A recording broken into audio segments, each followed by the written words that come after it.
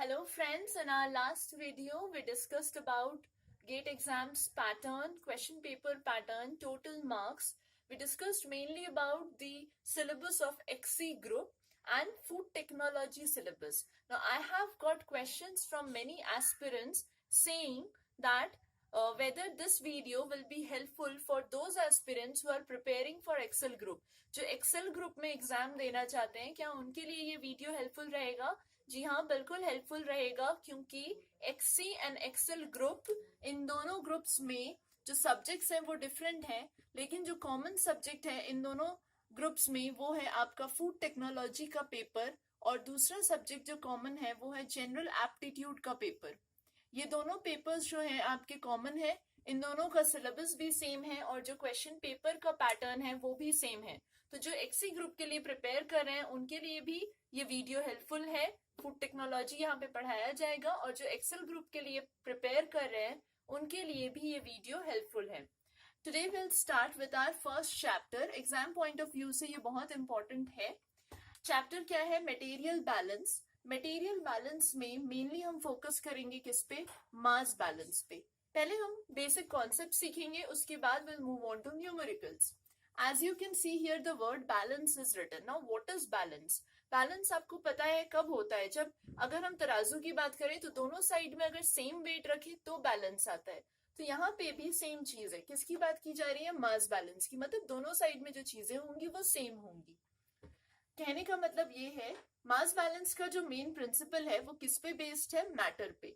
Matter can neither be created nor be destroyed. Matter को create भी नहीं किया जा सकता, डिस्ट्रॉय भी नहीं किया जा सकता। क्या होगा? उसका फॉर्म चेंज होगा। We'll see how does this happen. For example, अगर मेरे पास 1 kg पोटैटो पेस्ट है, if I'm taking 1 kg potato paste, और मुझे क्या चाहिए इस 1 kg पोटैटो पेस्ट से? मुझे चाहिए पोटैटो पाउडर। अब बात यह आती है कि पोटैटो पेस्ट से पोटैटो पाउडर कैसे मिलेगा? पोटैटो पेस्ट है मतलब इसमें क्या है? पोटैटो है, अलोंग विथ क्या है? वाटर। और पोटैटो पाउडर मतलब क्या? ये ड्राइड है, मतलब इसमें वाटर नहीं है। तो कैसे वाटर रिमूव हुआ? ऑब्वियसली इस 1 kg मटेरियल को जब हमने ड्रायर में पुट किया तो ये ड्रायर क्या करेगा? वाटर को रिमूव कर देगा। वाटर को रिमूव करने के बाद हमें क्या देगा? Potato powder. So, if I take this potato paste as P, water as W, and this dried potato powder as D, that is the dried product. So, can I say this P, that is the potato paste, this is equal to this dried powder plus water? अगर इस dried potato powder के साथ water को mix कर दिया जाए तो दोबारा से वही पेस्ट मिलेगा जो पहले था। मतलब क्या हुआ कि यहाँ जो 1 kg है वो यहाँ पे भी है। सो matter can neither be created nor be destroyed. सिर्फ क्या हुआ? फॉर्म चेंज हुआ। पहले पेस्ट के फॉर्म में था, फिर हमें किसके फॉर्म में मिला? ड्राइड पाउडर के फॉर्म में। और उसके साथ अगर हम दोबारा उसी वाटर को मिक्स कर दें जो ड्रायर ने एवापोरेट किया था तो हमें वापस से ये पेस्ट मिल जाएगा। तो इससे हमें एक ही चीज समझ में आ रही है, वो क्या है कि हमने जितना इनपुट दिया हमें आउटपुट में भी वही मिला। आउटपुट में वही मिला। आउटपुट क्या था? वाटर भी था और ड्राइड पाउडर भी था। तो बेसिक फॉर्मूला जो है मास बैलेंस का वो ये है, इनफ्लो जितना हमने पेस्ट लिया that is equal to outflow, मतलब जो वाटर हमारा निकल गया, प्लस एक्यूमुलेशन। क्या था वहां पे accumulated? Dried powder. This is the basic formula of mass balance. जितने भी न्यूमेरिकल्स हैं वो इसी फॉर्मूला पे बेस्ड है। Inflow is equal to outflow plus accumulation. I hope you have understood this concept. Now, based on this concept, we will try to solve numericals. Numericals किस तरीके के आते हैं, हम वो चीज सीखने की कोशिश करेंगे। इस फॉर्मूला को अप्लाई करके सॉल्व करने की कोशिश करेंगे। यहाँ पे मेनली कंसिडर किया जा रहा है किसको? मास को। Consider this sum. In how much amount of pork, pork में क्या क्या है? 15% protein, 20% fat, 63% water, should be mixed with back fat. 15% water है बैक फैट में, 80% fat, 30% protein, to make 100 kg of a mixture containing 25% fat. चाहे numerical कोई भी हो, मटेरियल बैलेंस के अगर आपको सम सॉल्व करने हैं तो आपको यूनिट ऑपरेशंस याद रखने होंगे। जैसे इस क्वेश्चन में क्या बोल रहा है, how much amount of pork, कितना अमाउंट ऑफ पोर्क चाहिए हमें, किसके लिए चाहिए, शुड बी मिक्स्ड, मिक्स करने के लिए चाहिए। किसके साथ मिक्स करना है हमें, with back fat, to obtain, क्या बना रहे हैं हम, 100 kg ऑफ अ मिक्सचर। तो यहाँ पे जो बेसिक यूनिट ऑपरेशन है वो है क्या, मिक्सिंग, सिंपल मिक्सिंग हो रहा है। मतलब यहाँ पे जो हम मशीन यूज कर रहे हैं वो क्या है, मिक्सर। आप जब भी इस न्यूमेरिकल को सॉल्व करें, इस तरीके के न्यूमेरिकल्स को सॉल्व करें, आपको बेसिक डायग्राम बनाना है। जैसे ही आपका ये बेसिक डायग्राम बन जाएगा आपका प्रॉब्लम सॉल्व हो जाएगा। अब आप क्या क्या मिक्स कर रहे हो, पोर्क को मिक्स कर रहे हो, पोर्क लिखा हमने यहाँ पे, पोर्क को हमने मिक्स करना है। लेकिन पोर्क में है क्या क्या पहले वो लिखेंगे। 15% पोर्क में क्या है, प्रोटीन, 20% क्या है, फैट, 63% क्या है, वाटर। उसके बाद क्या बोला जा रहा है, this should be mixed with back fat. किसके साथ मिक्स कर रहे हैं हम इसे, बैक फैट के साथ। तो मिक्सर में आपने दो इंग्रेडिएंट्स डाले, एक तो आपने पोर्क को डाला, दूसरा आपने क्या डाला, back fat. Back fat it contains 15% water, इसमें 15% वाटर है, 80% क्या है, फैट, 30% क्या है,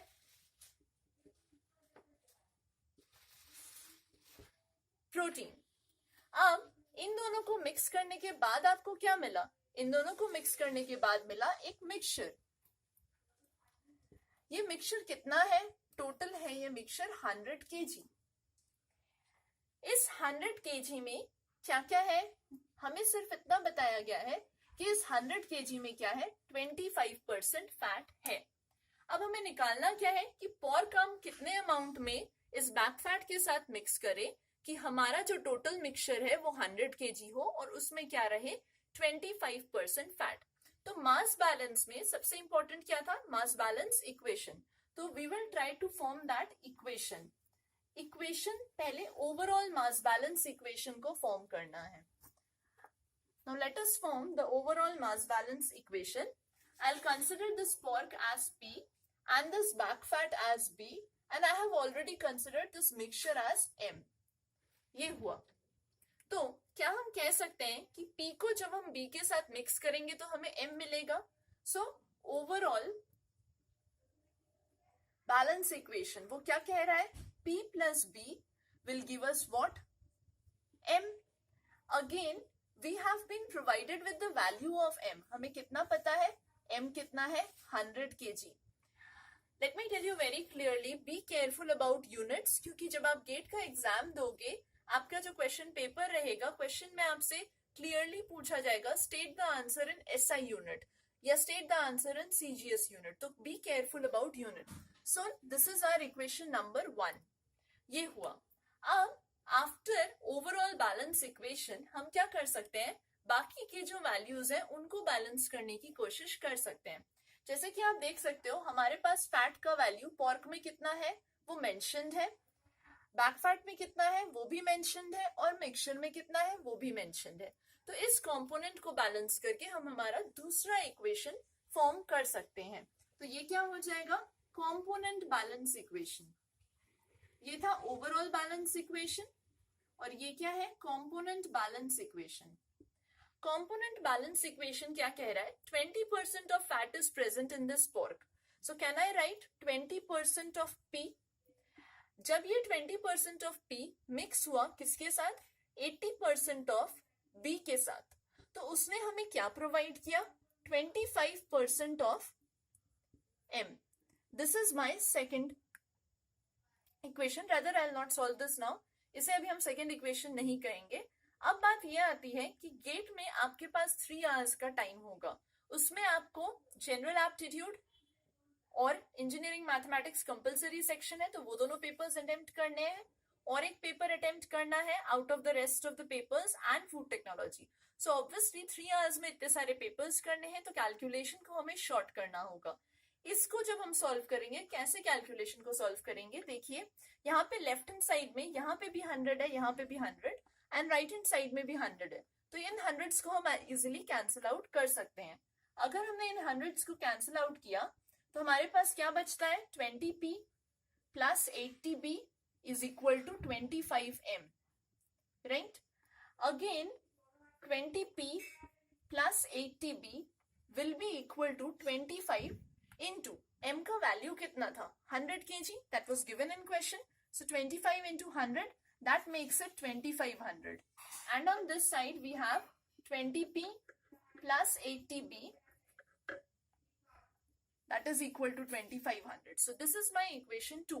So now I have two equations. First equation is p plus b equal to 100 kg, and the second equation is 20p plus 80b is equal to 2500. दो equations हैं, दो unknown terms हैं, obviously we can solve them. कैसे solve करेंगे, I can multiply the first equation. किससे multiply करेंगे, क्या amount निकालना है, p, मतलब किसे हटाना है, b को हटाना है, तो ऑब्वियसली हम मल्टीप्लाई किससे करेंगे, 80 से। तो दोनों इक्वेशंस है, फर्स्ट इक्वेशन को 80 से मल्टीप्लाई किया, 80p plus 80b is equal to 80 into 100, ये मिला हमें, multiplying first equation with 80. Why I have multiplied first equation with 80? Because यहाँ पे b का कोएफिशिएंट क्या है, 80, तो इस 80 को कैंसिल आउट करना था। अब यहाँ पे क्या है, 20p plus 80b is equal to 2500, ये है हमारा सेकेंड इक्वेशन। अगर हम सब्ट्रैक्ट करें इन दोनों इक्वेशंस को, तो 80 माइनस 20 कितना आंसर आएगा यहाँ पे, 60p, and that is equal to 8000 minus 2500 means 5500. अब p का वैल्यू कितना आएगा, 5500 divided by 60, इन 0 को कैंसिल किया, मतलब 550 divided by 6, this one you will get as 91.67 kg. So this is your final answer, that if you mix 91.67 kg of pork along with back fat, you will get a mixture which will contain 100 kg of a mixture containing 25% fat. In this way we have to solve mass balance equations, जो कि gate exam में आपको हर साल मिलेगा, इस पे आपको हर साल एक क्वेश्चन जरूर मिलेगा।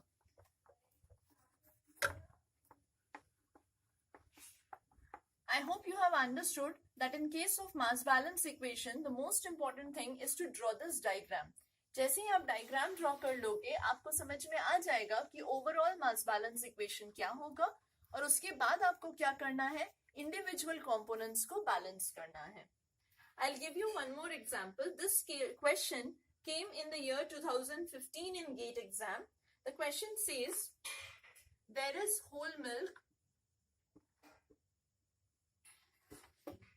milk and the weight is 34,950 kg,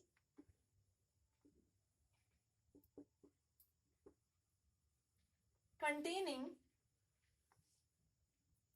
4% fat, is to be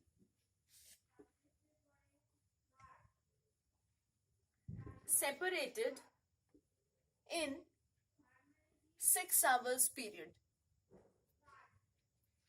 into skim milk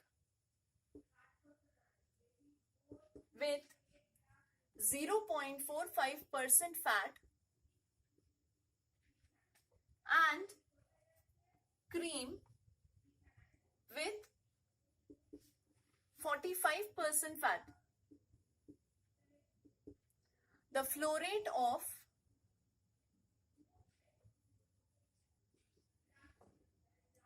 cream stream in kg per hour. Look at this question. They have already mentioned the unit. They want the answer in kg per hour. From the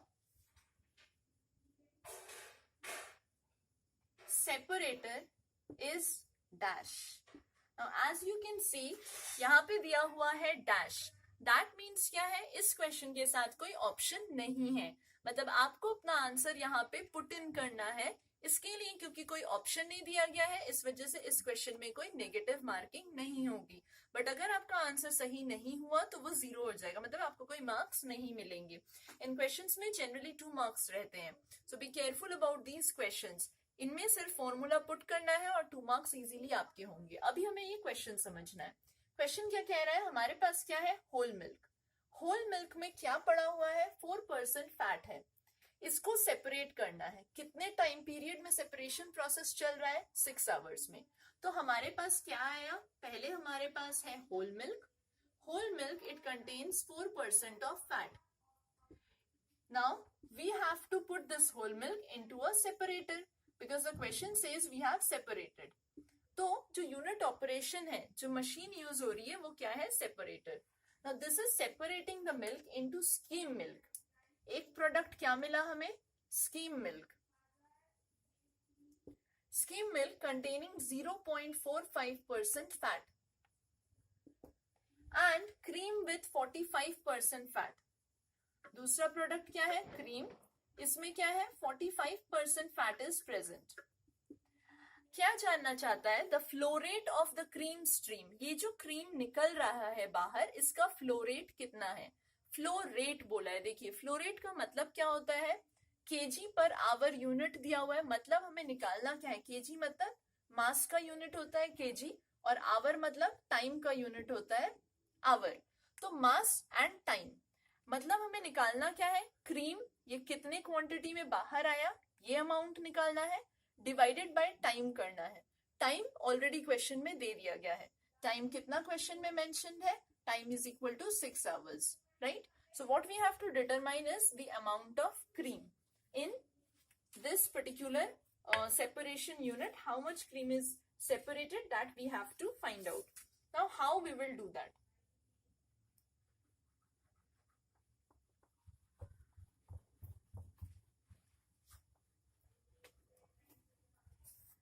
Let us consider this whole milk as P, this cream as Q and the skim milk as R.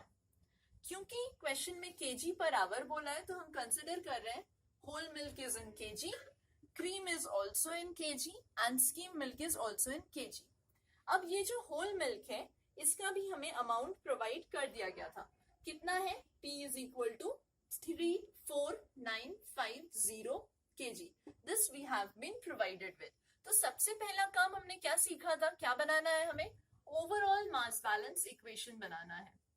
Now overall mass balance equation कैसे form हुआ, हमारे पास क्या था, whole milk that is P, ये क्या हुआ, separate हो गया। सेपरेट हुआ दो फॉर्म्स में, किसमें सेपरेट हुआ, एक R और एक Q, मतलब एक क्रीम और एक क्या है, scheme milk. So can we say this whole milk P is equal to R plus Q that we have written here. This is the overall equation. अब P का वैल्यू हमें पता है, P का वैल्यू कितना है, 34950. So this 34950 will be is equal to R plus Q. So this is my equation 1. Next जो value हमें क्वेश्चन में दी गई है, इसमें कंपोनेंट बताया गया है फैट का। फैट कितना है, 4%, इसमें 45% और इसमें 0.45%. So can I say 4% मतलब 4/100, 4/100 of P that is equal to 0.45%, मतलब 0.45 divided by 100% था, इसी वजह से नीचे 100 आया। R प्लस क्या होगा, 45% of Q, 45% means 45/100 Q, ये मिला। तो 100 दोनों साइड में नीचे, हर एक के नीचे लिखा हुआ है, जिस वजह से 100 हम बोथ साइड से कैंसिल कर देंगे, तो क्या बचेगा, 4P equal to 0.45R plus क्या बचा, 45Q। अब हमारे पास P का वैल्यू है, तो हमने P का वैल्यू पुट कर दिया, तो 4 into 34950 ये दिया हुआ था, that is equal to 0.45R plus 45Q। अब अगर आप इसे सॉल्व करोगे तो 4 into 34950 अगर इसे किया जाए, 4 into 34950 अगर सॉल्व करते हैं तो वैल्यू आएगा 13980, that is equal to 0.45R plus 45Q। ये आया, ये क्या है आपका सेकंड इक्वेशन। निकालना क्या था आपको, अमाउंट ऑफ क्रीम, मतलब किसका वैल्यू निकालना है, Q का वैल्यू निकालना है। तो अगर Q का वैल्यू निकालना है मतलब किसे एलिमिनेट करना है, R को एलिमिनेट करना होगा। तो R को एलिमिनेट कैसे कर सकते हैं, इक्वेशन 1 को मल्टीप्लाई करते हैं हम 0.45 से। So multiply equation 1 with 0.45, you will get 34950 into 0.45, that is equal to 0.45 R plus 0.45 Q, or this value will be equal to 1572.7.5, that is equal to 0.45 R plus 0.45 Q. This is the form which you will get finally after multiplying equation 1 with 0.45. अब ये second equation क्या था, 139800, that is equal to 0.45 R plus 45 Q. अब इन दोनों को अगर हम subtract करें, जैसे ही आप सब्ट्रैक्ट करोगे, इन दोनों को सब्ट्रैक्ट करोगे तो वैल्यू क्या आएगा, -124072.5, दैट इज इक्वल टू, ये ऑब्वियसली कैंसिल आउट हो गया, यहाँ पे वैल्यू कितना आएगा, -44.55 Q। ये माइनस माइनस कैंसिल हो गया ऑब्वियसली, तो Q का वैल्यू कितना मिलेगा आपको, 124072.5 divided by 44.55. This value you will get as 2785.01 kg. This is our value. ये क्या निकला हमारा, amount of Q, that means mass जो क्रीम का बाहर आया सेपरेटर से, लेकिन हमें मास नहीं निकालना था, हमें क्या निकालने के लिए बोला गया था, kg per hour, that means we have to divide this value of Q with time, right. तो यहाँ पे क्या होगा, 2785.01, this was in kg, divided by time, question में लिखा हुआ था 6 आवर्स। तो इसे जब सॉल्व करेंगे तो आंसर आएगा 464 point. Now be careful about the digits which you are writing after decimal points, क्योंकि क्वेश्चन में काफी बार बोल दिया जाता है कि आपको राउंड ऑफ करना है, answer write up to 2 decimal points और 3 डेसिमल पॉइंट्स। सो अगर आंसर इस तरीके से आया है, आपको बोला गया है round up to 2 decimal points, तो आपका आंसर क्या होगा, 464.17। वाई 17, यहाँ ये नंबर देखिए 6 है, अगर यहाँ पे जो नंबर है उसके बाद वाला नंबर, इमीडिएट बाद वाला नंबर, ये अगर 5 से ज्यादा है तो ये नंबर इंक्रीज हो जाएगा, एक बढ़ जाएगा। तो यहाँ नंबर 6 था, इसके इमीडिएट बाद वाला नंबर क्या है, 9, मतलब 5 से ज्यादा, इसलिए हमने इसे राउंड ऑफ किया, क्या लिखा, 7, राउंड ऑफ किया, क्या लिखा, 7। So this is the final answer in kg per hour. So I hope friends that you have understood about material balance.